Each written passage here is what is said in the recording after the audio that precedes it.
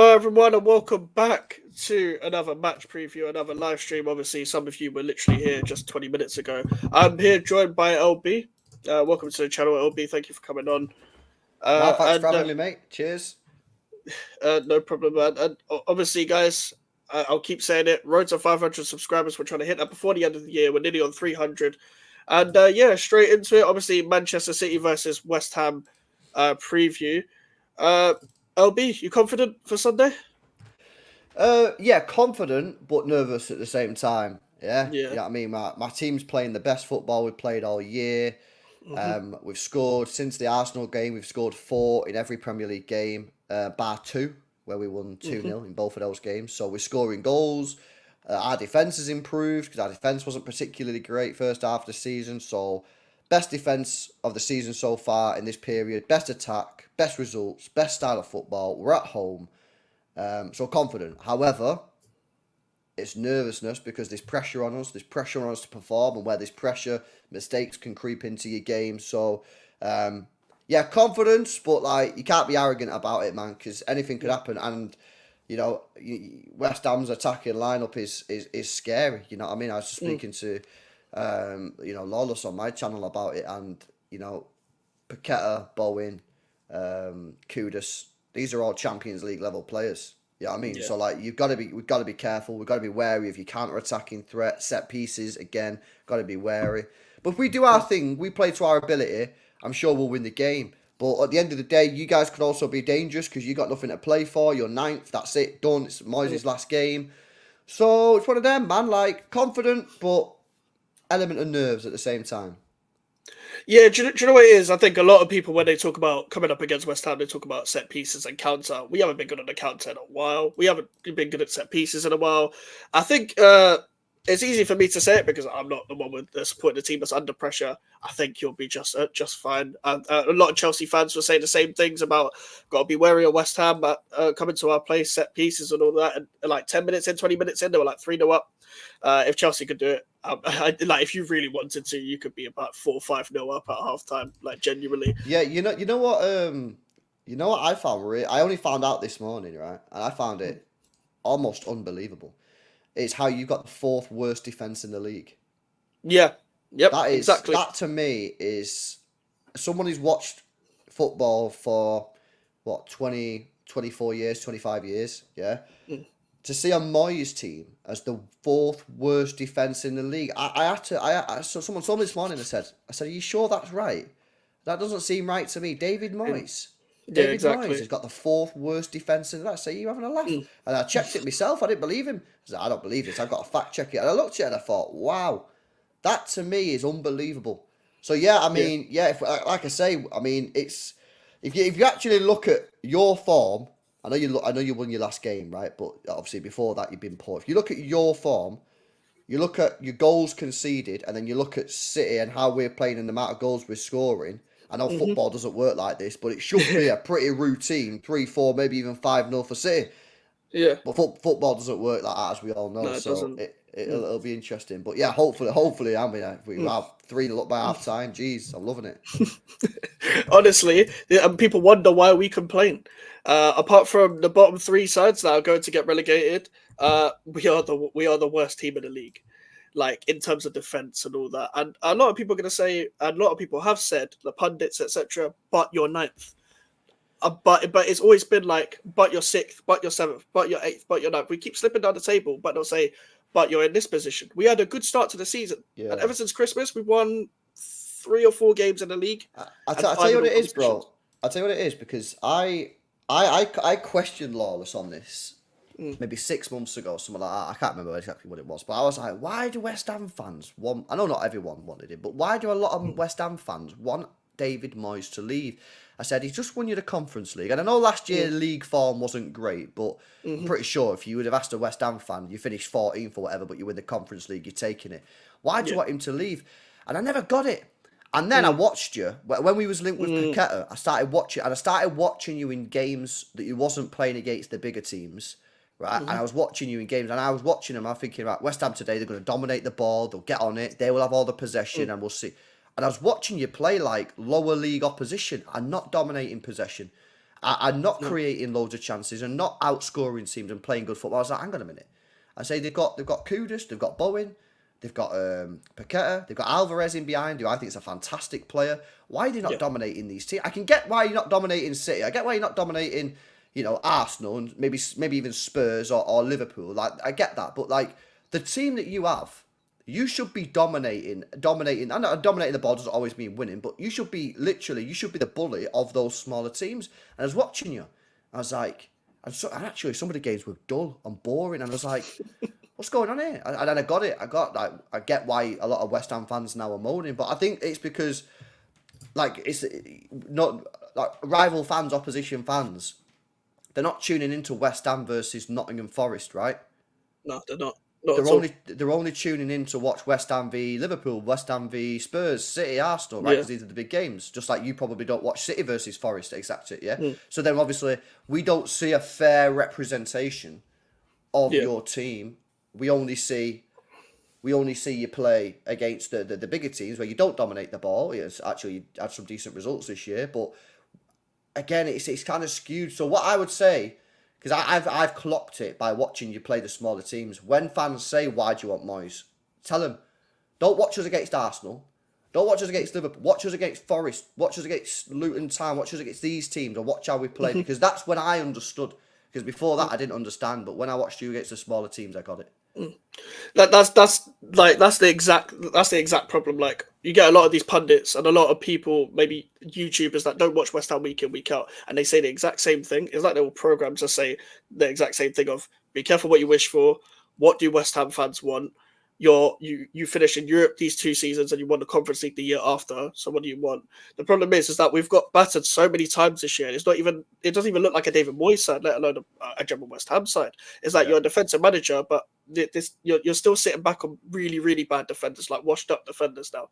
Like, Ogbonna's been playing the past few games. The guy should be playing one every 10 games maybe. And Zuma, his legs are gone. He's had one too many Bro, injuries. I remember Stuff like that. Ogbonna, yeah, when I used to play FIFA career mode like 15 years ago when the guy was at like Udinese or something, yeah? Yeah. I don't know how old you are, bro, but like that guy used to be at Udinese. I swear he used to be at that club. And like people used to buy him on FIFA because he was like the fast guy at the back and he just used to deal with like Gabriel Bonlaho. That's how old we're talking, yeah? Yeah. He is old, bro. I can't believe he shouldn't be starting like games for West Ham. He really shouldn't. No. He'll No, probably that's score now. He'll probably score on Sunday now, won't he? A bullet header, yeah, for corner. Oh my god, no chance, no chance. The guy's not even jumping the way he used to, man. Like I'm 20 years old. I'm turning 21 in July, and I remember first time I knew about it was FIFA 15, like when he was at Juventus, and I remember this guy was like fourth choice centre back, and then we got him. I was so gassed, and he's been good for years. But why is he still playing now? It's like Crespo at left back. Like, It's like the guy is Johnny still here. Evans at Man United, isn't it? You know what I mean? Yeah. Oh yeah. The same situation. It's exactly like that. Obviously, a lot of Arsenal fans wanted Tottenham to beat you lot against. Beat Tottenham for Tottenham to beat you lot.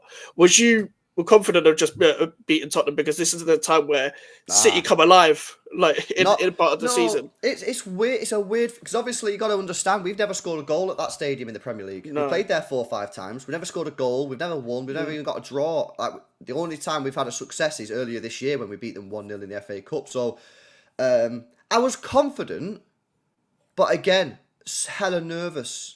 You know what I Yeah. mean? So yeah, I can't be sitting there. And I was confident. In fact, my stream was called Super Confident. I was super confident because ultimately I believe that these City players, when the pressure's on, they get the job done. Yeah, I mean, and that's what I'm expecting on Sunday. I don't care. Yeah. It might be 1-0. You might go ahead. It might be another 2-1 comeback, or it might be 5-0. I don't know. But it's irrelevant. I just believe that the team gets the job done because they've been in this position so many times. They know what it takes. If you go a goal up, they won't panic.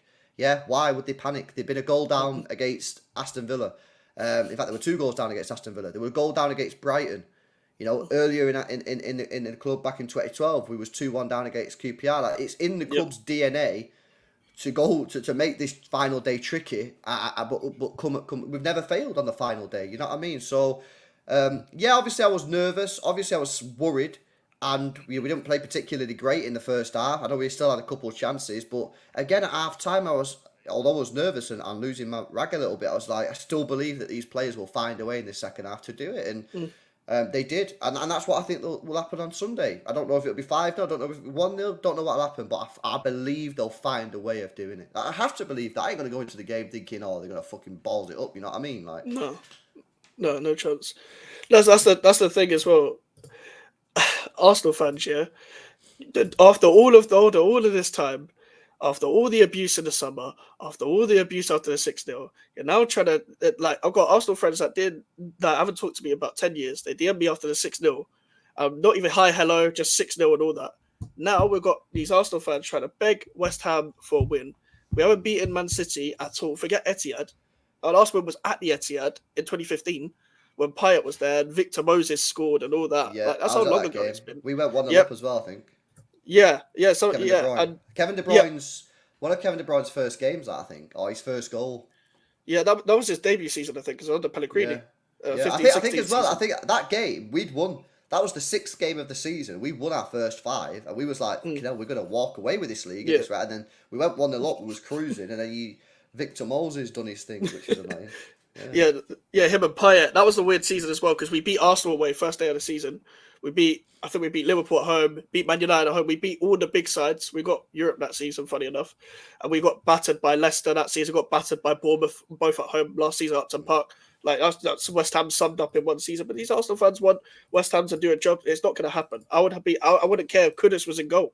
I don't care. Like I'm not allowing Declan Rice or Arsenal to have any sort of enjoyment of the league. Like you bottled it yourselves. Well, maybe not bottled it this year, but you against Villa, you bottled the game. Like yeah. with all the changes, and that's where it Bottled the slips from game. there. Why are Manchester City so good in this part of the season? Well, how do you do it every year? I think these players are just winners. I think Mm, Man City have bought winners. yeah. Yeah, they bought players who are designed to win, who are born to win. And I do think, you know, in sports as a whole, not even just in football, some athletes are very good, but they're not winners. You know, you Yeah. see it, why do certain athletes in various sports get to finals and lose the finals? Is it because they're just not as good as the person they're facing, or do they have a mental problem, yeah, a mentality issue when they get into these finals that they can't just get over the line? You know, there's got Mm, to be something in it, right? And I just think City have winners. Kevin De Bruyne is a winner. Erling Haaland is a winner. That guy, you know, he's got that ego. He's got that Ronaldo ego about him, mm, where he's like, I'm gonna fucking do this. You know what I mean? I'm the man. You know what I mean? yeah. He's a winner. Kevin De Bruyne a winner. And I think, you know, you look at Rodri. This guy's a winner. He just doesn't give up. You know, we've had it over the years. Vincent Company.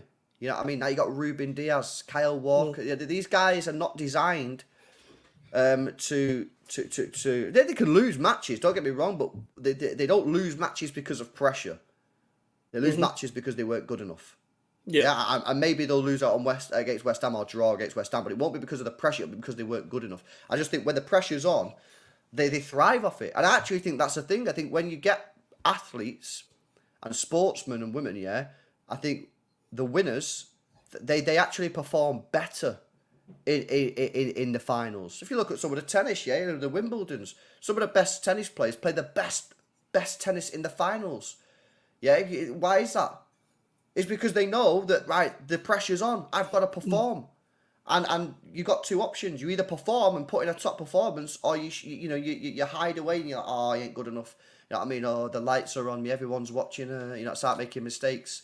It's about you got to have that winning mentality, and I just feel Pep Guardiola has instilled that winning mentality into this team. Now, there's obviously been a lot of criticism of Erling Haaland, some from pundits like Roy Keane and stuff. I think we all know of what his agenda is with Erling Haaland already.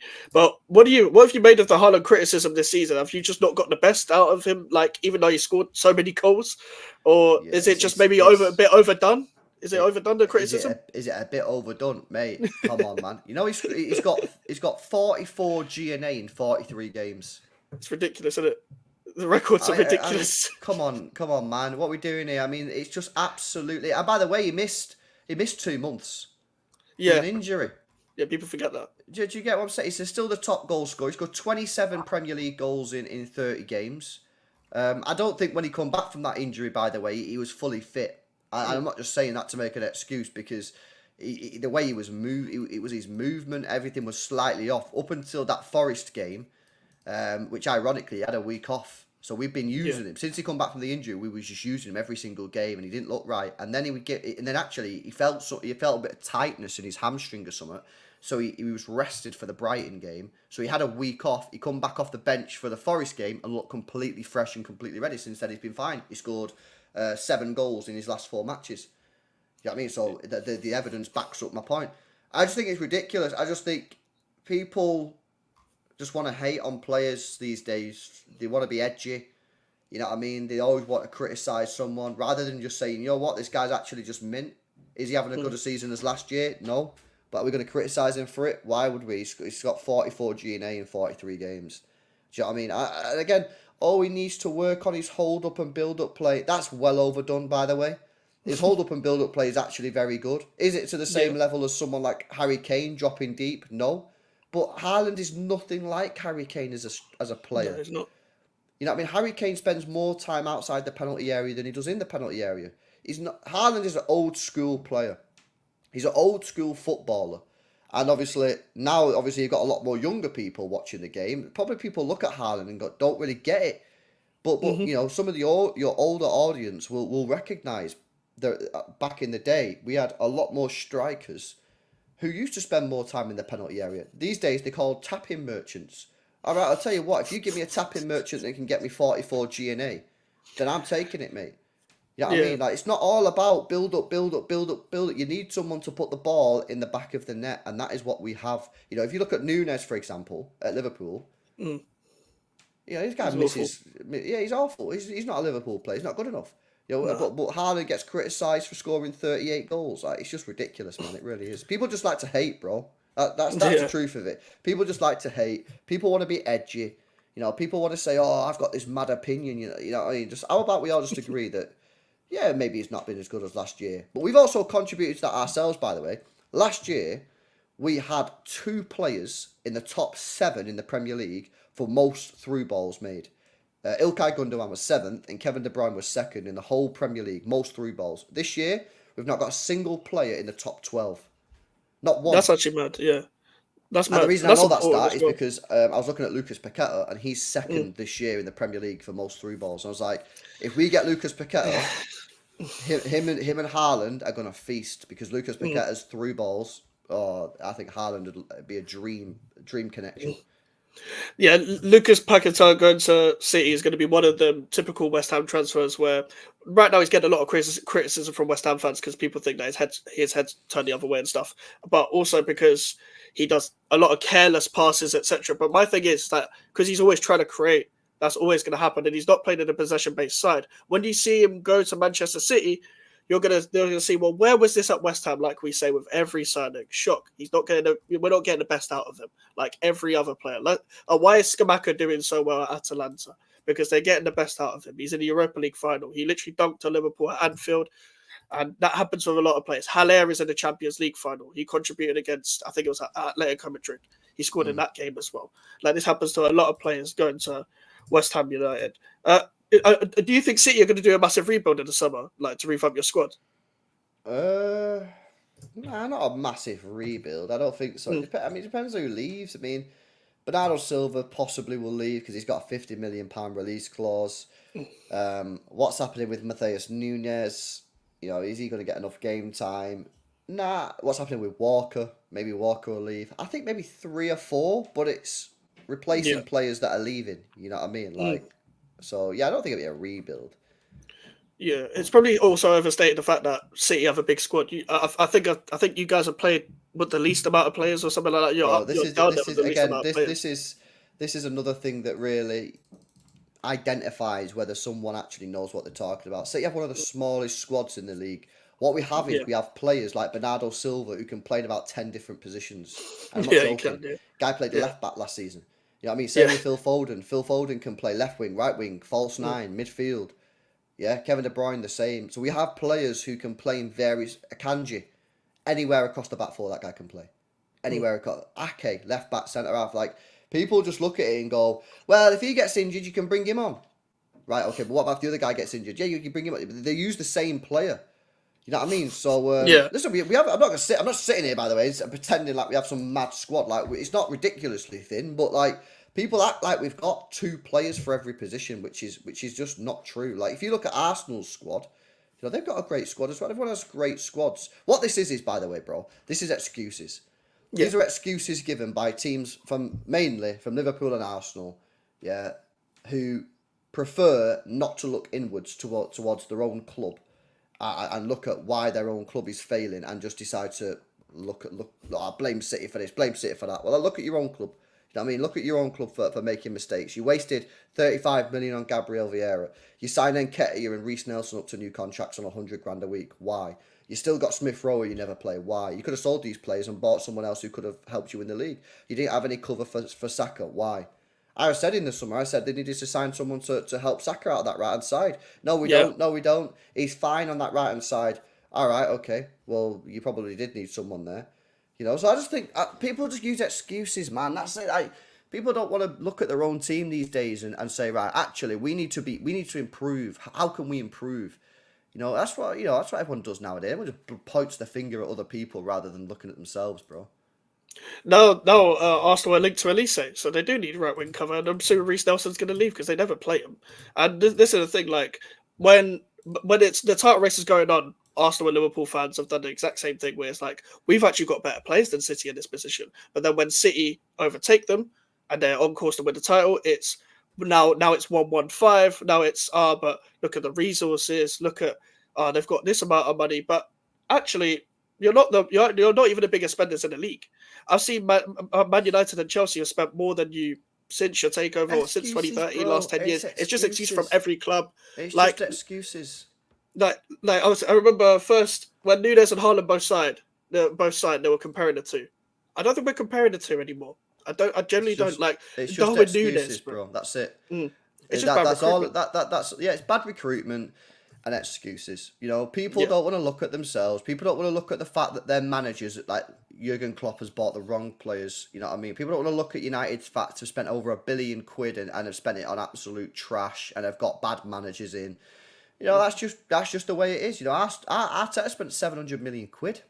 Yeah, it's mad. Nobody talks about that. No, yeah, come on, man. Like, what we're doing here? Yeah, they've just signed Rice for 100 million. They're apparently looking at this João Neves at Benfica for another 105 million. Oh, Give wow. over, man. People. Honestly, it's annoying how people have this weak mentality, man. People need to grow up. I think it sums up this country of fan bases quite well, where they never take accountability for their own club. It's always someone else's fault. I remember our fans were like, "Oh, we lost to Bristol City in the cup because we had injuries."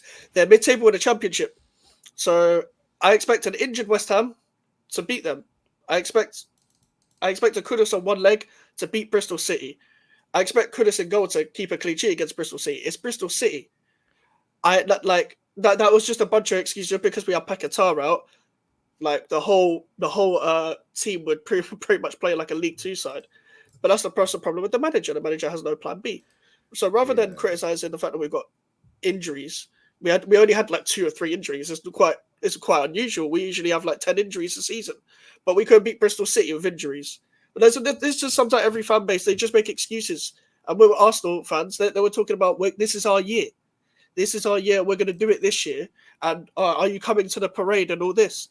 As soon as City go first, 1-1-5, they're going to get charged and all this. It's nonsense. It's nonsense.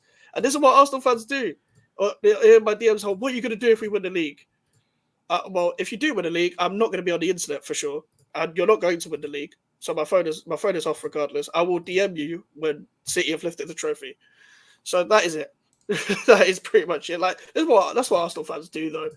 It's like you've got the worst. You're battling the worst fan base ever. I'd say. I'm aware of that. Yeah, but yeah, I know you got to go, bro. So I'm gonna end the stream here. But people, we're on the road to 500 subscribers. We're trying to hit that before the end of the year. So if you can subscribe, that would be brilliant. Make sure to like the video. We're nearly on 300 subscribers as well. LB's link is in the title and the description. So subscribe to him, please. And if you missed out the stream before with Big Steve, go and check out that as well. And yeah, I'll see you guys later.